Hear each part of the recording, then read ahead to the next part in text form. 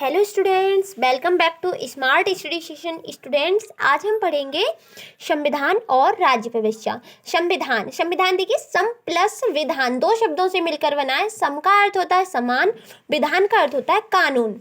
ठीक है। संविधान की परिभाषा, संविधान की देखिए क्या परिभाषा है।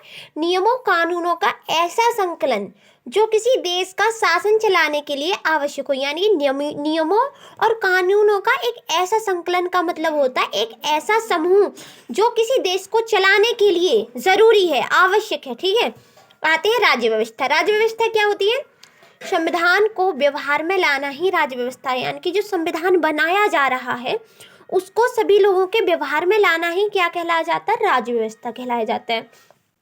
फॉर एग्जाम्पल, जैसे कि यहाँ पे आर्टिकल 17 यानी कि धारा 17 के अंतर्गत ये अस्पृश्यता का अंत किया गया। अस्पृश्यता का मतलब क्या होता है? छुआछूत। यानी कि ये जो कानून बनाए गए थे राज्य व्यवस्था में, इसमें ना ऐसा था कि सभी लोग विभिन्न जातियों के हैं।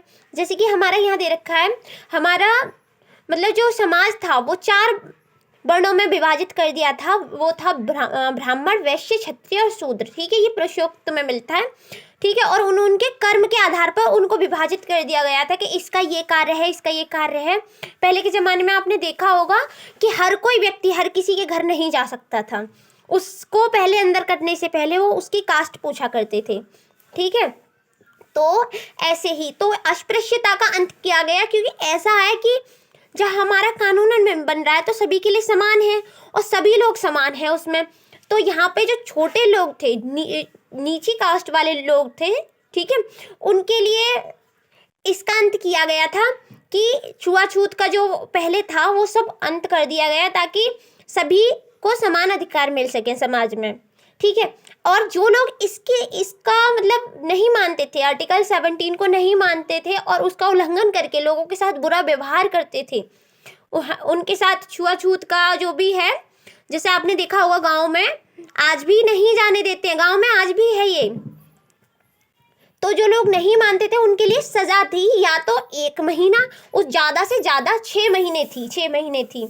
ठीक है। और उन पे जो जुर्माना पड़ता था वो तो या कम से कम 100 रुपये पड़ता था, ज़्यादा से ज़्यादा 500 रुपये पड़ता था। ठीक है। नहीं उल्लंघन करने पर। याद रखना, नागरिक अधिकार संरक्षण अधिनियम 1955 में बनाया गया था। ठीक है। अब देखिए आर्टिकल 21 के अंतर्गत यानी कि धारा 21 के अंतर्गत लव मैरिज का अधिकार था लोगों को। उनके पास जो निजी अधिकार थे जिन पे कोई भी कुछ भी खलल नहीं डाल सकता, वो उसके लिए स्वतंत्र थे। जैसे कि लव मैरिज का अधिकार, सांस लेने का अधिकार, पलक झपकने ये अधिकार था, खाना पीना सोने का अधिकार। ठीक है। ये अधिकार उनको प्राप्त थे, इसमें कोई भी बाधा नहीं डाल सकता, कोई भी खलल नहीं डाल सकता। ठीक है। अब है राज्य व्यवस्था चलाने के लिए। राज्य व्यवस्था चलाने के लिए देखिए संसद जहाँ पे न्याय बनाया जाता है, लॉ मेकिंग। ठीक है। कानून बनाया जाता है। दंड कौन देता है? न्यायालय। गैर संवैधानिक संस्थाएं, देखिए संवैधानिक संस्थाएं कौन सी हैं?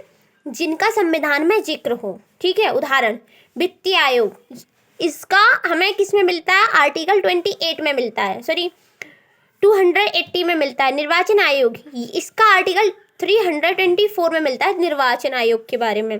ठीक है। ऐसे आपको याद रखना है।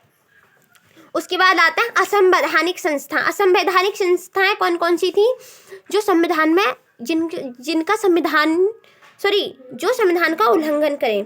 आतंकवादी संगठन, ठीक है, आतंकवादी संगठन भी क्या थी? असंवैधानिक संस्थाएं थी। माओवादी संगठन, नक्सलवादी संगठन। अब देखिए माओवादी संगठन क्या है? ये 1950 से 1960 में चला था और ये आया कहाँ से था? माओवादी संगठन ये आया था चाइना से।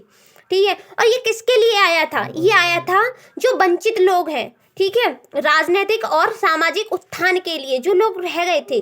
और ये किस सही मायने में आया था? ये जो रह जाते हैं वंचित लोग थे उनके लिए आया हुआ है। आगे देखते हैं।